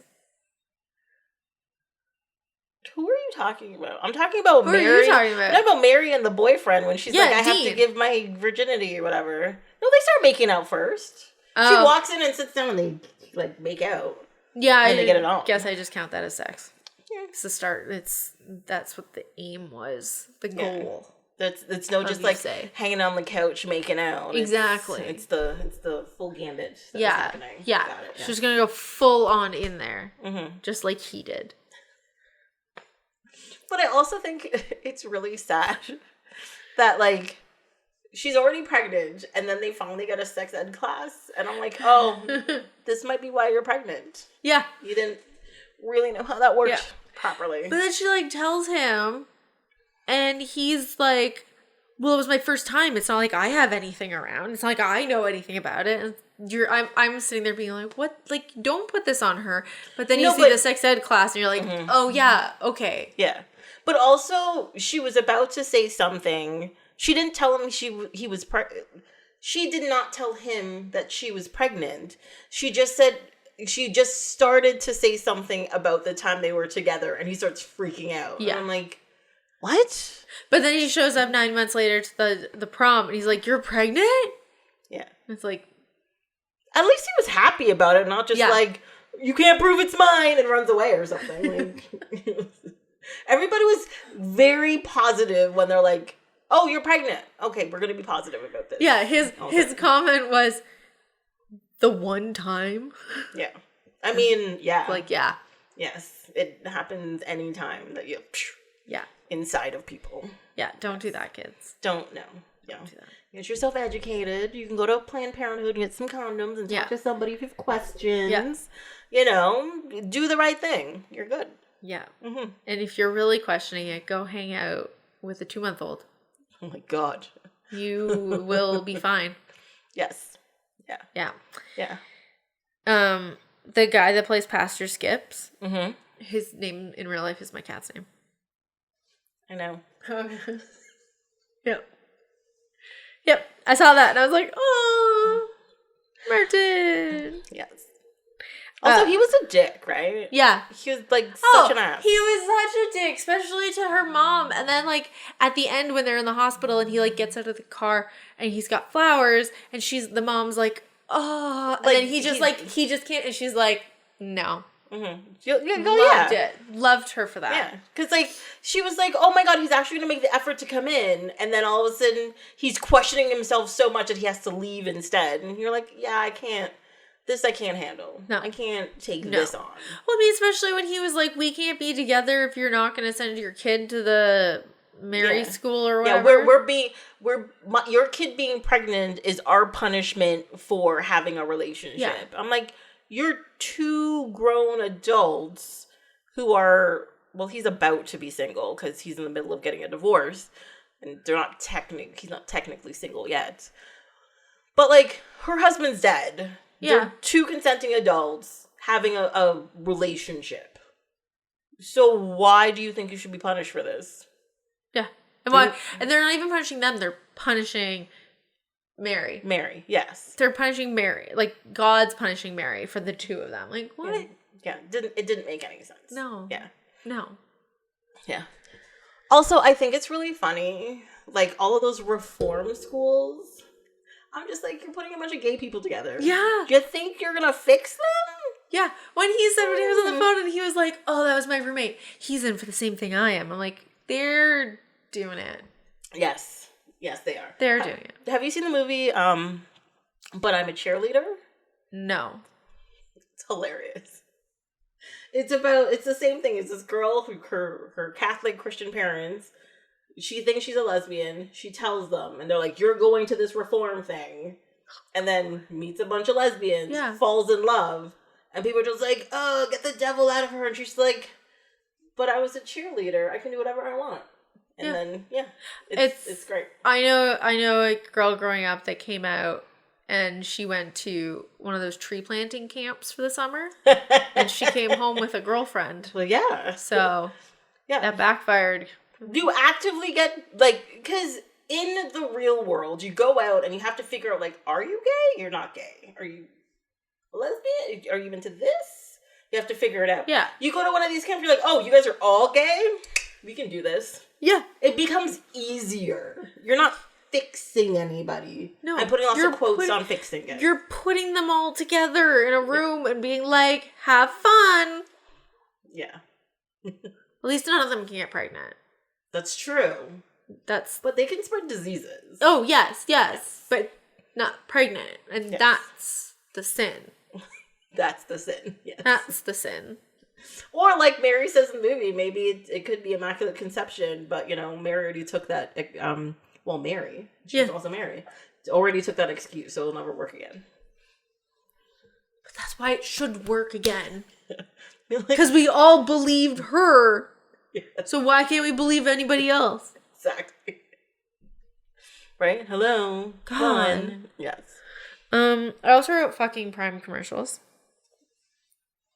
So I watched it on Prime and like halfway through the movie I got commercials. What? Oh wait, that's right. They changed it that there's commercials now. Yeah, you hate commercials. I don't mind commercials.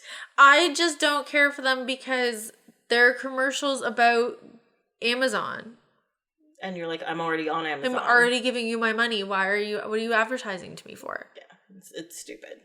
Agreed. Like, plus you made me watch 2 at the beginning.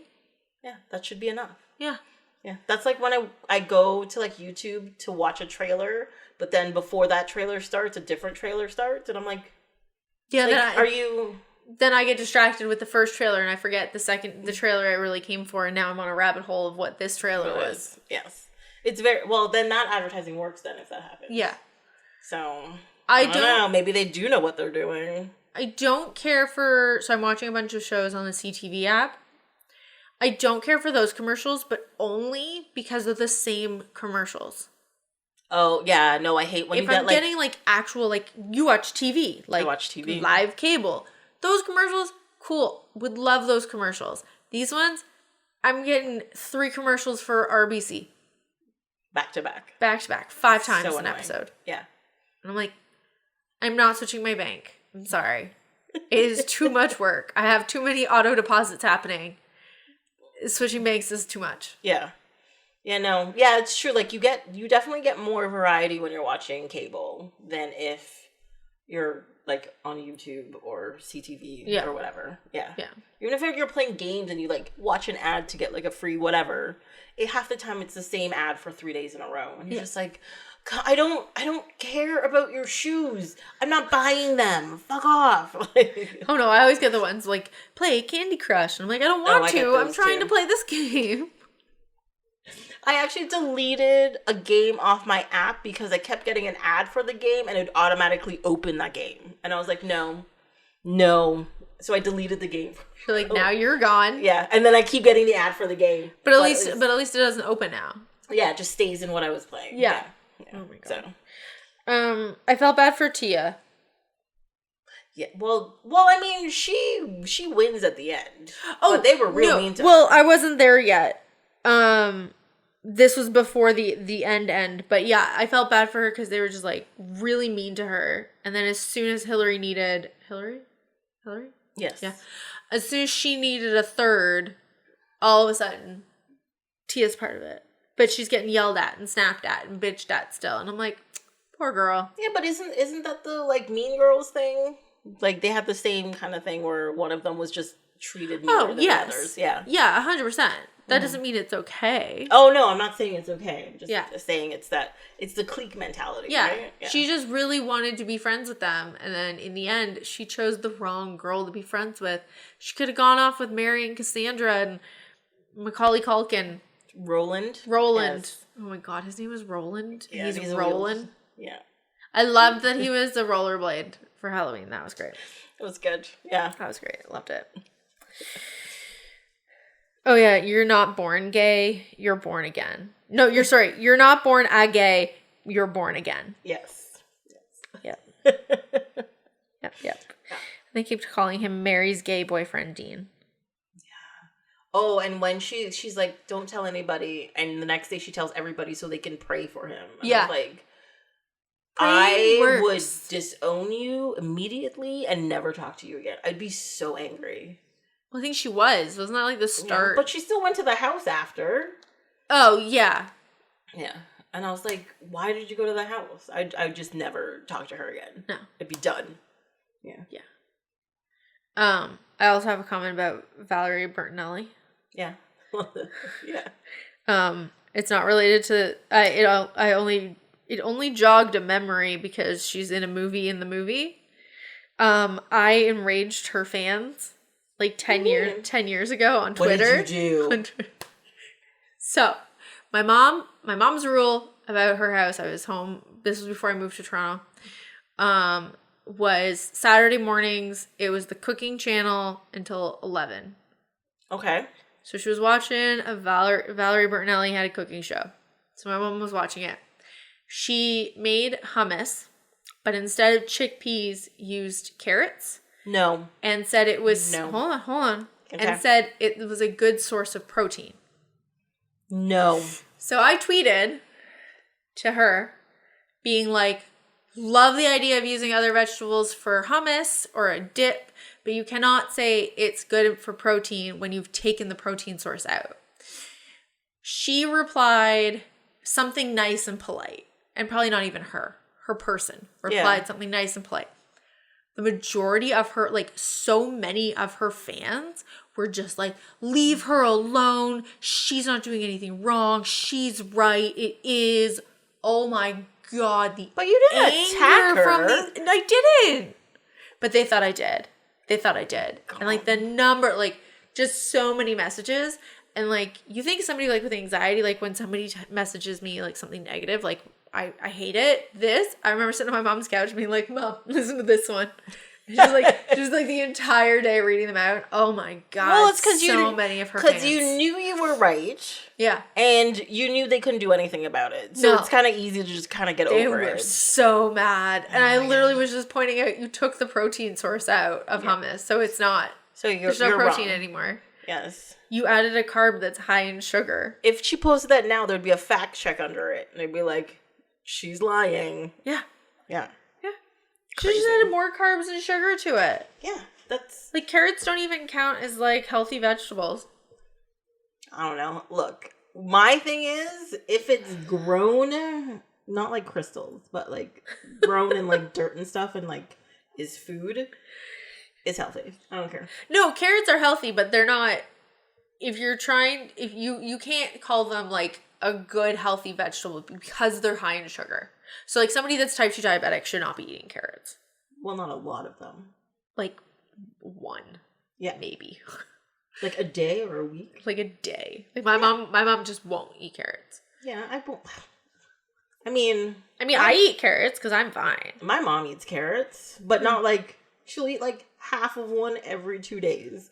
Because like, how many carrots are you eating? I guess people snack on like little carrots and stuff. My mom used to send me home with a Ziploc bag. She would, I loved it though. She would like peel and cut carrots and like send me home with carrot sticks when I was coming back to the city. I would devour the entire bag in the car ride.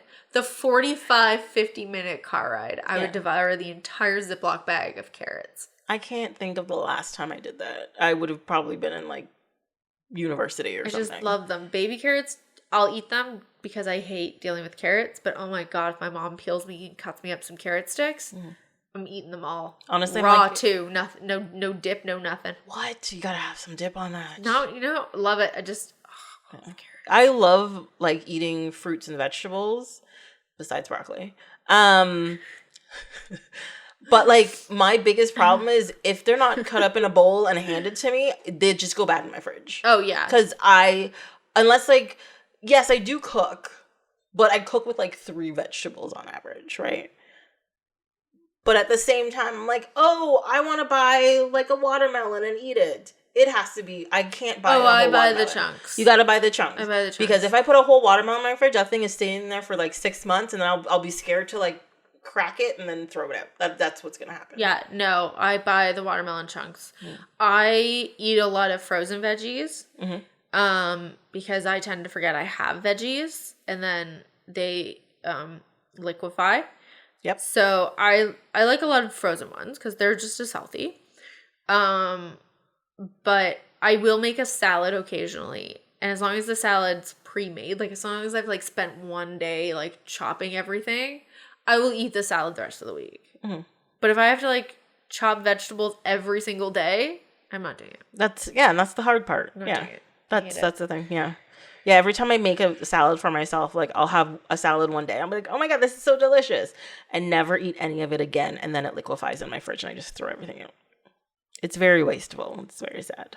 And that's my life with most vegetables and tubs of things. Tubs of Oh, I found a cottage cheese in there that went bad sometime last year. I hadn't opened it yet, but I was just like, not even going to check it. Nope. I shouldn't laugh because there's probably definitely something in the back of my fridge that should be like, this should not be here. So do you know the shelf I got from IKEA that's like thin? It's like a thinner bookcase. I want 2 fridges. It's going to take up a lot of space though. I want 2 fridges that are thin because I never know what's at the back. Yeah. Like my vegetables live on my door if I have any. I right now have a salad in a container that I can't see in, which is bad. Like I need to buy just like clear bowls with lids. Because if I can't see it, I don't eat it. Yeah. So like I saw this video of a vintage refrigerator. Yeah. And I was like, why did you get rid of all of these things? Because it was things like, oh, all of the drawers, you can just pull them all out. You can just pull them forward. You'd sit there so you don't have to like dig in your fridge for anything. You can just slide out the whole thing. The thing's there. You get it. Walk away. And I'm like, why would you get rid of something like that out of fridges? Yeah. And like, that's just fucking crazy. My crisper isn't clear, which is why it's a beer pop drawer. Yeah, because you'll just forget everything that's in there. Things don't go in there that are perishable. I saw this thing where somebody said instead of putting your condiments, and I do this, instead of putting your condiments on the door, I have them on like a Lazy Susan on the bottom of my fridge. Yeah. And my yogurts and my vegetables live on the door. That makes sense. Because I will see those. I want to make myself snack boxes this week. What? But it was literally like 2 Laughing Cows, 12 Triscuits, and then some watermelon chunks. Yeah, but that's more than I would have done. Yeah. It was handy because I was like, I'm hungry. And I was like, snack box. Now you have to do that every week. I will. Yes. Which is why I buy the watermelon chunks. Yeah, it's important. Yeah. Important. Yeah. But what was important to these high school students was being crazy. Look, they just, both of them, all of them, just loved the one specific thing, and they loved it so hard, they got lost in it. I mean, that is what high school students do. Like, they pick a thing and they stick with it. Didn't we also? Yeah, we said earlier we had a person. Yes. Yeah. I don't know. Like, I don't know if I had any other fixations in high school. I did nerdy things. Like, I got into comic books in high school and stuff. I got into comic books when I was younger. Also into movies already. My mom would bring me a Superman comic home every time she would go to Ottawa. What? Yeah. No, like, things were so cheap back in the day. I would get, it was like a week or something. I had like $20 every 2 weeks or something. It was enough for me to go to the comic book store, get like 3 comics, and see a movie. What? Yeah, you can't now. Can't do that now. Get like 1 comic book and stand in front of a movie theater. Yeah, I was going to say, if you're buying a comic book, you're not buying a movie ticket. Exactly. What are you thinking here? What are you thinking? I know. It's so sad. So expensive. This is making us sound really old. So, back in my day, we could afford living. It wasn't even that long ago. It wasn't.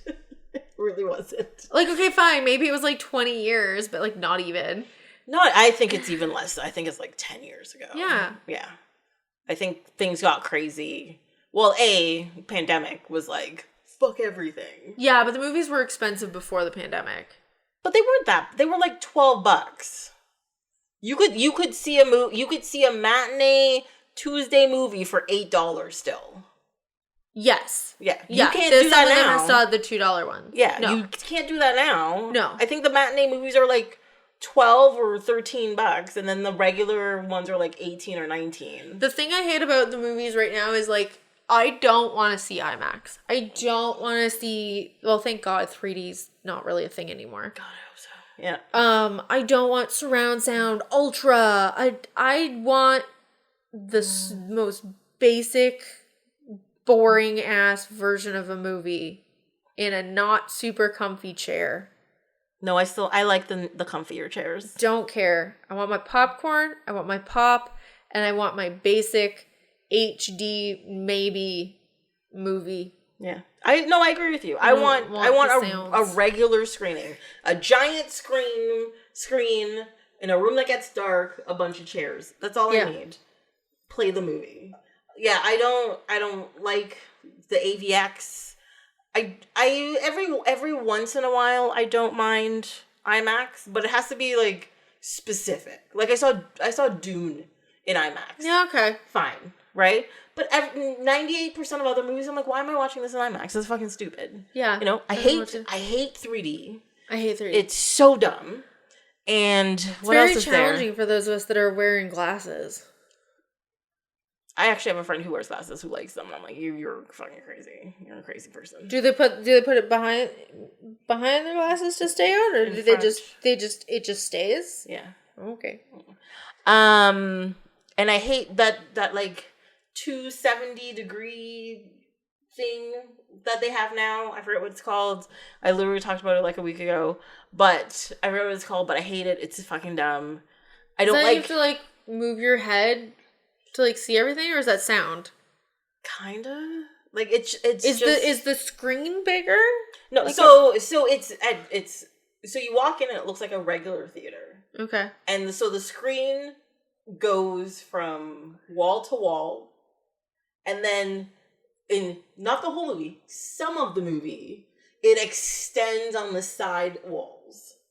No, that's dumb. Yes, it is. It's very. That's dumb. So, like, when I watched it, I was like, oh, it's gonna be like this for the whole movie, because the credits start and it was like that for the whole movie, and then, like, after the credits, the sides disappeared and it was just in front of you, and I'm like, and then you always knew something was gonna happen because all of a sudden it'd extend on the side, and it was distracting. They're giving away the moments. Yes, it was very distracting.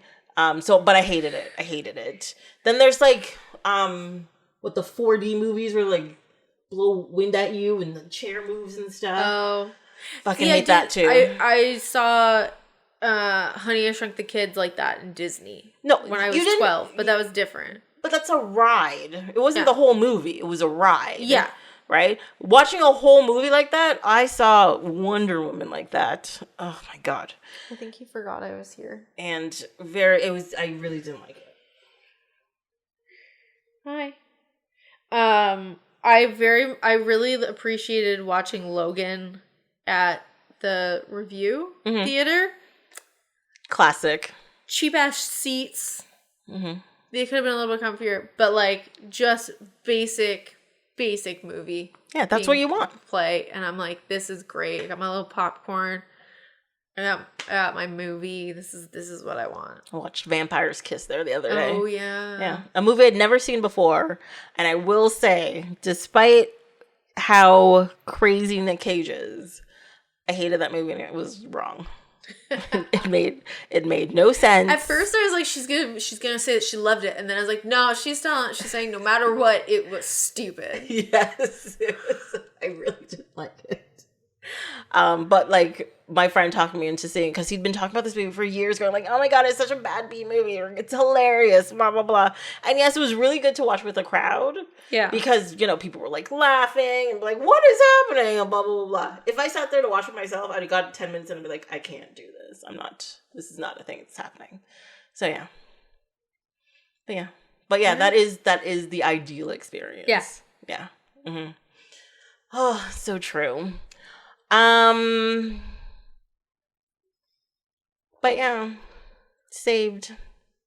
You still like it? Oh yeah. Mm-hmm. I mean, it didn't age super great, but I enjoyed it more than Rushmore.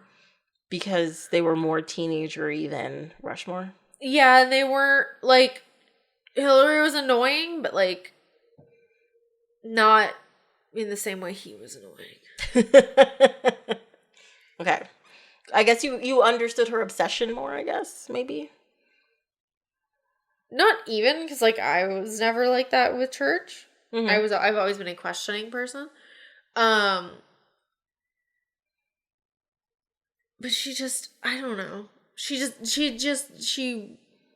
what I would expect. Yes. Yeah, she came on screen, I was like, yeah, I know. Mm-hmm. Yeah. Okay, I got it. I don't know.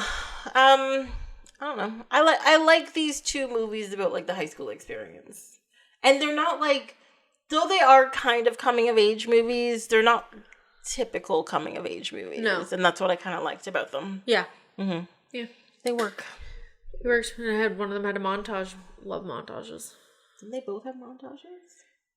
Oh, Saved has like a shorter montage where they're buying clothes. Yeah, there's that one. Isn't there another montage?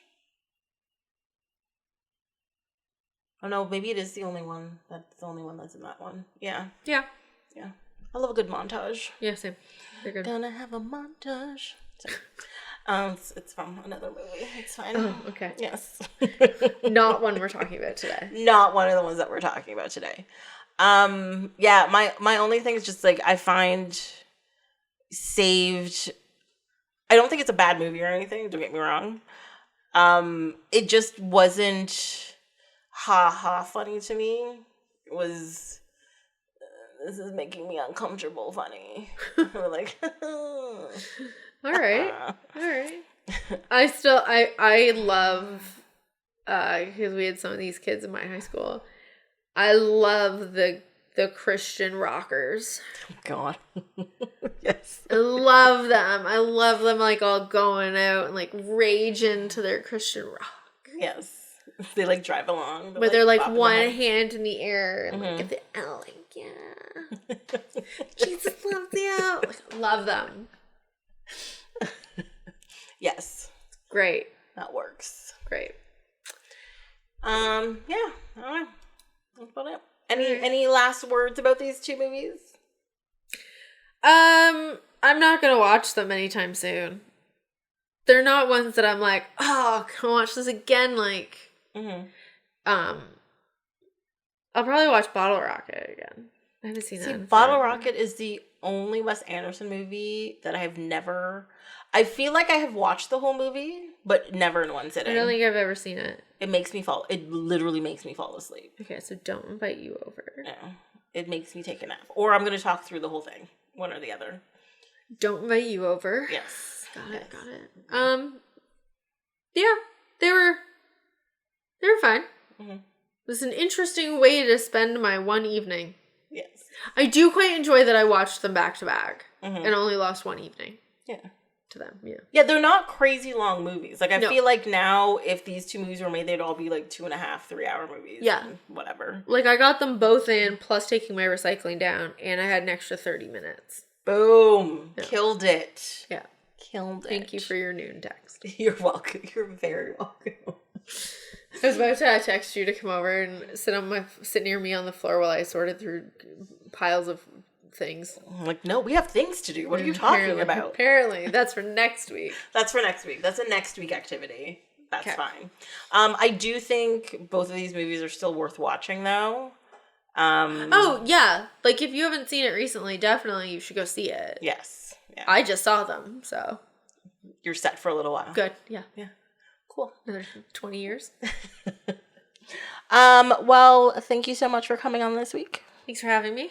It's always a pleasure. You're cool too. Oh, thanks. You can have these knives back. Thank you. Call back. Okay, bye. Bye. Well, that's it for this episode of Off My Shelf. Until next time, you can follow along on Instagram and Twitter at ohmyshelf, or you can send an email to ohmyshelf@gmail.com. This episode was produced and edited by me, Tracy, with original theme song by Ori Falconer. Like, subscribe, leave a comment wherever you listen to this podcast. Come back next time to see what falls off my shelf.